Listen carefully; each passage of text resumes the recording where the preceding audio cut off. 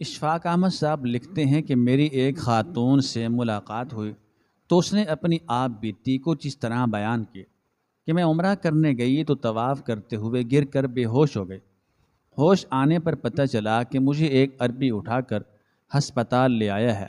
میں نے اس عربی کا شکریہ ادا کیا تو بولا، آپ کو میرے گھر کھانا کھانا ہوگا، تبھی میں شکریہ قبول کروں گا۔ میں مان گئی اور اس کے ساتھ چلی گئی، مگر جو ہی میں بیڈ پر بیٹھی تو میری جان نکل گئی، کیونکہ اس عربی نے تو مجھے سعودی عرب میں رہتے ہوئے 1 سال گزر چکا تھا۔ میں کافی حد تک عربی زبان بھی سیکھ چکی تھی، مگر میرا یہاں پر دل نہیں لگتا تھا۔ شادی سے پہلے تو مجھے بہت سپنے دکھائے گئے تھے، مگر یہاں آ کر تو پتہ چلا تھا کہ سعودی عرب میرے لیے ایک جیل سے کم نہیں ہے، ایک ایسی جیل جہاں پر اگلے ہی لمحے کیا ہو جائے کچھ پتہ نہیں چلتا تھا۔ یوں تو مجھے گھر سے نکلنے کی بالکل بھی اجازت نہیں تھی، مگر کبھی کبھار میرے شوہر کو نہ جانے کیا ہو جاتا تھا۔ وہ صبح سویرے ہی مجھے ایک لمبی سی لسٹ ہاتھ میں تھما کر کہتا تھا کہ یہ سب چیزیں لے آؤ۔ وہ چیزیں ایسی ہوتی تھیں جن کو پورا کرتے کرتے شام کے اندھیرے چھا جاتے تھے۔ میرے شوہر کی فرمائشیں بڑی عجیب سی ہوتی تھیں۔ مجھے آج بھی یاد ہے، جب مجھے سعودی عرب آئے ہوئے 2 ماہ گزرے تو میرا شوہر مجھ سے کہنے لگا، ماہنور، میں چاہتا ہوں کہ اب تم یہاں کے رنگ ڈھنگ میں ڈھل جاؤ۔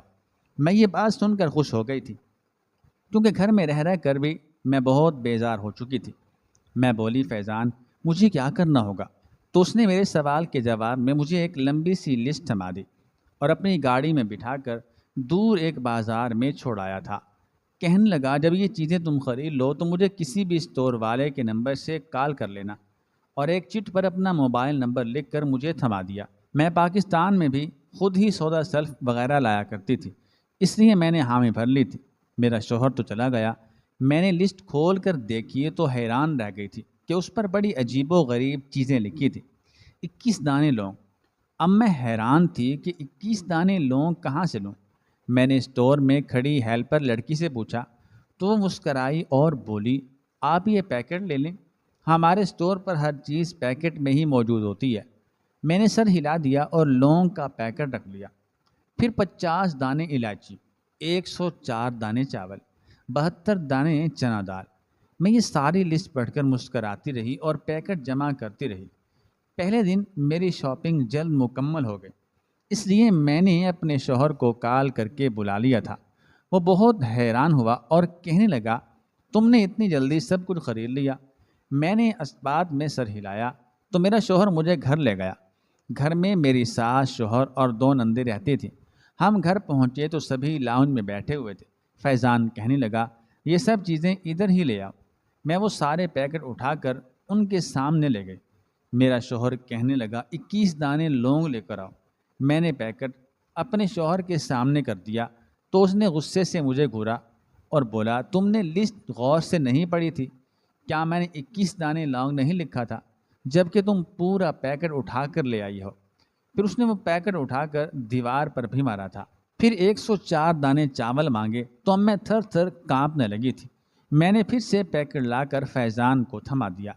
تب میری ساس غصے سے کہنے لگی، بیٹا، تمہاری بیوی تو بہت ہی بے وقوف ہے۔ مجھے یہ بتاؤ ماہنور، تم نے گھر میں ایسے کون سے پہاڑ توڑنے تھے جو جلدی جلدی یہ پیکٹ اٹھا کر لے آئی ہو؟ تم سے جتنی چیزیں منگوائی تھیں وہ کیوں نہیں لے آئی؟ میں بولی، آنٹی اسٹور پر ہر چیز پیکٹ میں رہی تھی۔ تب میری نند سونیا کہنے لگی، آپ میں ذرا عقل نہیں ہے، پیکٹ کھول کر بھائی کی مطلوبہ چیزیں نکال لیتی۔ مجھے غصہ تو بہت آ رہا تھا کہ مجھ سے چھوٹی ہو کر مجھے درس دے رہی ہے۔ میں بولی، سونیا، کیا پیسے درختوں پر اگتے ہیں جو میں ایسا کرتی؟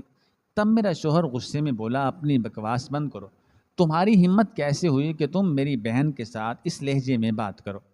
امی، میں اسی لیے پاکستان میں شادی نہیں کرنا چاہتا تھا، کیونکہ وہاں کے سب لوگ بھوکے ننگے ہوتے ہیں، چھوٹی سوچ کے مالک ہیں، ان کی بات پیسے سے شروع ہو کر پیسے پہ ہی ختم ہو جاتی ہے۔ ہمارے پاس اللہ کا دیا ہوا سب کچھ ہے، مگر ان لوگوں کو کیا پتہ جو اتنی لاپرواہی سے خرچ کرتے ہیں۔ میری آنکھوں میں آنسو آ گئے تھے۔ میں وہاں سے چپ چاپ نکل کر اپنے کمرے میں آ گئی تھی۔ مجھے پاکستان بہت زیادہ یاد آ رہا تھا۔ وہاں پر میرے اپنے لوگ تھے، میرے اپنے رشتے تھے، ہاں یہ بات سچ ہے کہ ہمارے گھر میں غربت بہت زیادہ تھی۔ میں 6 بہن بھائیوں میں سب سے بڑی تھی۔ ابو حیات نہیں تھے۔ میرے لیے جب فیضان کا رشتہ آیا تو امی بہت خوش ہو گئی تھی۔ وہ میرے پاس آئیں اور کہنے لگی ماہنور تمہارے لیے سعودیہ میں رہنے والے ایک لڑکے کا رشتہ آیا ہے، بہت اچھے اور کھاتے پیتے لوگ ہیں۔ تم تو جانتی ہو کہ سعودی عرب کی رہائش کتنی مہنگی ہے، مگر لڑکے کی پوری فیملی وہیں پر رہتی ہے اور وہ تمہیں بھی شادی کے بعد اپنے ساتھ لے جائیں گے۔ میری بیٹی تم سعودیہ جا کر عمرہ اور حج کرنا اور اپنے قدم مضبوط کرنے کی کوشش کرنا، اور ہو سکے تو اپنے بھائی کو وہیں بلانے کی کوشش کرنا تاکہ ہمارے حالات بھی بدل جائیں۔ میں نے امی سے وعدہ کیا تھا اور بولی تھی کہ وہ ہرگز فکر نہ کریں، میں وہاں جا کر فیضان سے کہوں گی کہ وہ مجھے جاب دلوا دیں۔ جب تک میرے بھائی اپنے قدموں پر کھڑے نہیں ہو جاتے تب تک میں ہی آپ کو سپورٹ کروں گی۔ امی بہت خوش ہو گئی تھیں اور جھولیاں اٹھا اٹھا کر میرے لیے دعائیں کرنے لگی تھیں۔ مجھے کیا علم تھا کہ یہاں آ کر مجھے اپنے گھر والوں سے بات کرنے کی بھی اجازت نہیں ملے گی۔ مجھے ہفتے میں ایک بار صرف 5 منٹ کے لیے فون کرنے کی اجازت ملتی تھی، اور اس وقت بھی میری ساس میرے سر پر کھڑی ہوتی تھی۔ موبائل کو اسپیکر آن کر کے دیا جاتا تھا۔ میں امی کو اپنے حالات سے آگاہ نہیں کر پاتی تھی۔ رشتے کرانے والی عورت نے ہمیں جتنے خواب دکھائے تھے ان کے پیش نظر تو امی یہی گمان کرتی ہوگی کہ میں تو بہت عیش و عشرت بھری زندگی گزار رہی ہوں اور ان کو یہاں آ کر بھول گئی ہوں، مگر یہاں مجھ پر جو کچھ بیت رہا تھا اس کے متعلق یا تو صرف میں جانتی تھی یا میرا خدا جانتا تھا۔ میری حیثیت یہاں ایک ملازمہ سے زیادہ نہیں تھی۔ میں سارا دن گھر کے کام کاج کیا کرتی تھی، جبکہ میری نندیں مجھ پر حکم چلاتی نہ تھکتی تھیں۔ میں فیضان کی توجہ پانے کی کوشش کرتی تو وہ بھی مجھے نظر انداز کر دیا کرتا تھا۔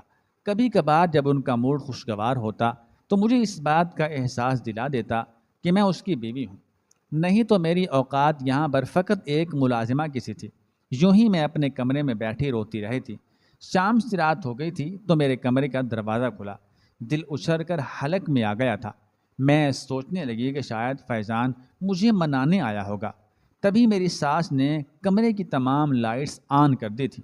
وہ ہاتھ نچا نچا کر کہنے لگی پاکستان سے فون آیا تھا کیا؟ تمہارا وہاں پر کوئی مر گیا ہے جس کا تم سوگ منا رہی ہو؟ یہ بات سن کر تو میرا دل چھلنی چھلنی ہو گیا تھا۔ میں بولی آنٹی اللہ نہ کرے، آپ کیسی باتیں کر رہی ہیں، خدا کا کچھ خوف کریں۔ وہ کہنے لگی خدا کا خوف ہی ہے جو تم اس وقت میرے گھر پر موجود ہو، نہیں تو تم پر چوری کا الزام لگا کر جیل بھجوا دیتی، پھر جب تم ساری زندگی جیل میں سڑتی تب پتہ چلتا۔ چلو نکلو اپنے کمرے سے اور کھانا بناؤ، سونیا اور مشل کو بھوک لگی ہے۔ میں خود سے بولی اگر بھوک لگی ہے تو ان سے کہیں نہ کہ وہ کچھ بنا لیں، اب اتنی چھوٹی بھی نہیں ہیں۔ وہ میری بات سن کر تو میری ساس نے ہنگامہ برپا کر دیا تھا۔ اس نے چیخ چیخ کر میرے شوہر کو موقع پر بلا لیا اور جھوٹے الزامات مجھ پر لگانے لگی۔ اس دن میرے شوہر نے مجھ پر ہاتھ اٹھایا تھا، اور اس نے ایسا ہاتھ اٹھایا تھا کہ کئی دن میرے جسم پر نیل پڑے رہے تھے، اور اس دن مجھے اپنی حیثیت کا علم ہو گیا تھا۔ ان لوگوں کے سامنے زبان کھولنے کا مطلب تھا اپنی شامت کو آواز دینا، اسی لیے میں نے اپنی زبان کو ہمیشہ کے لیے سی لیا تھا۔ میری دونوں نندیں بڑی عجیب سی تھیں۔ وہ سارا دن بستر توڑتی رہتی تھی اور پھر شام کے وقت خوب بن ٹھن کر اپنی سہیلیوں کے ساتھ پارٹی کرنے چلے جایا کرتی تھی۔ یوں تو میرا شوہر بہت سخت مزاج تھا، مگر اس نے کبھی اپنی بہنوں کو روک ٹوک نہیں کی تھی۔ خیر اس واقعے کے 2 ہفتے بعد میرے شوہر نے مجھے پھر سے ایک لسٹ تھما دی تھی اور کہنے لگا کہ تم پیسوں کی فکر ہرگز مت کرنا، جتنی چیزیں اس پر لکھی ہوئی ہیں اتنی ہی لے کر آنا، آج جلدی کرنے کی کوشش ہرگز مت کرنا۔ میں نے سر ہلا دیا۔ آج بھی میرا شوہر مجھے اسی بازار میں لے کر گیا تھا جہاں پہلے لے کر گیا تھا۔ میں اسٹور پر چلی گئی۔ جب میں نے مطلوبہ چیزیں خرید لیں تو اسٹور کے مالک سے اجازت لے کر ایک کونے میں بیٹھ کر سارے پیکٹ کھول کر بیٹھ گئے اور ایک ایک چیز کو گننے لگی۔ میں نے محسوس کیا تھا کہ اس اسٹور میں آنے جانے والے لوگ مجھے عجیب نظروں سے دیکھ رہے تھے، لوگ مجھے پاگل سمجھ رہے تھے۔ ایک عربی مرد میرے پاس آیا اور کہنے لگا کہ آپ کو کسی مدد کی ضرورت ہے؟ میں نے محسوس کیا ہے کہ آپ کچھ پریشان ہیں۔ میں نے نفی میں سر ہلا دیا۔ تو مسکرا کر واپس چلا گیا۔ آج مجھے 6-7 گھنٹے لگ گئے تھے۔ پھر میں نے فیضان کو فون کر کے بلا لیا۔ آج وہ بہت زیادہ خوش لگ رہا تھا۔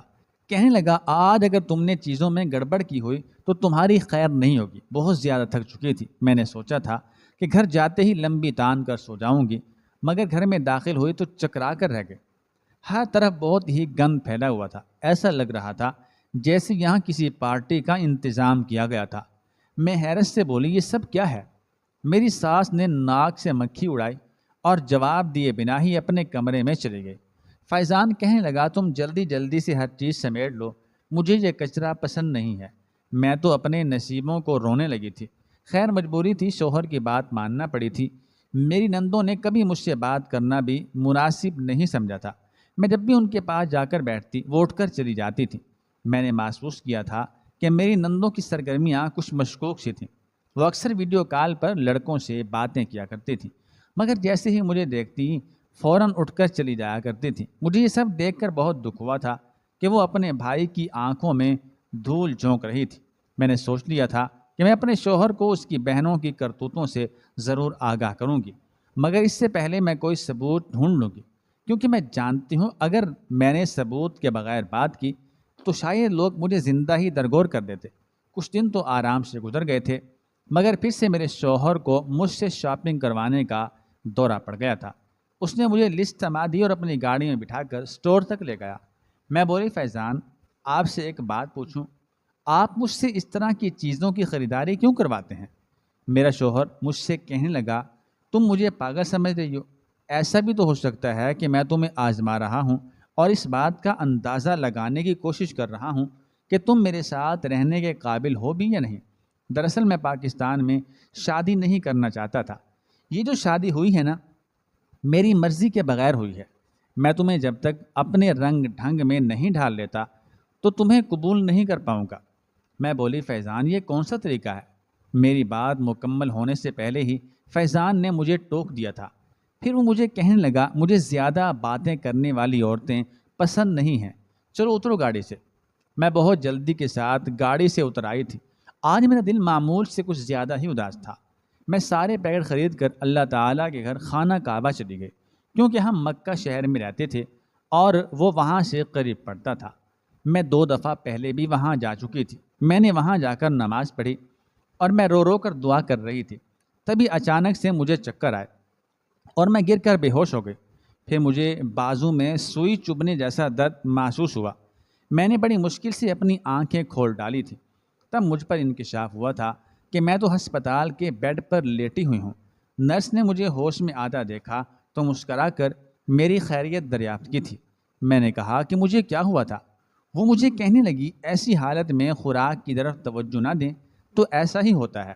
میں بہت زیادہ گھبرا گئی تھی۔ میں بولی کیوں، کیا ہوا ہے مجھے؟ میں تو ٹھیک ہوں۔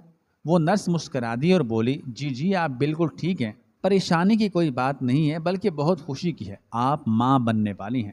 میں اس کی بات سن کر مسکرا دی تھی۔ مجھے 100% یقین تھا کہ اولاد کی خبر سن کر میری ساس کا دل میرے لیے صاف ہو جائے گا اور میرا شوہر بھی میرے ساتھ اچھا ہو جائے گا، میری زندگی میں سکون آ جائے گا۔ میں نرس سے بولی میں گھر جانا چاہتی ہوں۔ تب وہ بولی ٹھیک ہے آپ گھر جا سکتی ہیں، مگر پہلے ڈاکٹر سے اپنی دوائی لکھوا لیں۔ میں نے اس بات میں سر ہلا دیا۔ تبھی مجھے خیال آیا کہ میں ہسپتال کیسے پہنچی۔ یہ سوال جب میں نے نرس سے پوچھا تو وہ کہنے لگی آپ میرے ساتھ باہر آ جائیں، وہ راہداری میں بیٹھا آدمی آپ کا انتظار کر رہا ہے۔ جب میں باہر نکلی تو سامنے ایک عربی مرد بیٹھا تھا۔ میں اس کے پاس گئی اور بولی آپ کا بہت شکریہ، آپ نے میری مدد کی، آپ مجھے ہسپتال لے آئے۔ وہ کہنے لگا میں آپ کا شکریہ یوں ہی قبول نہیں کروں گا، آپ کو میرے ساتھ میرے گھر چلنا ہوگا، آپ کو چائے پلا کر شکریہ قبول کروں گا۔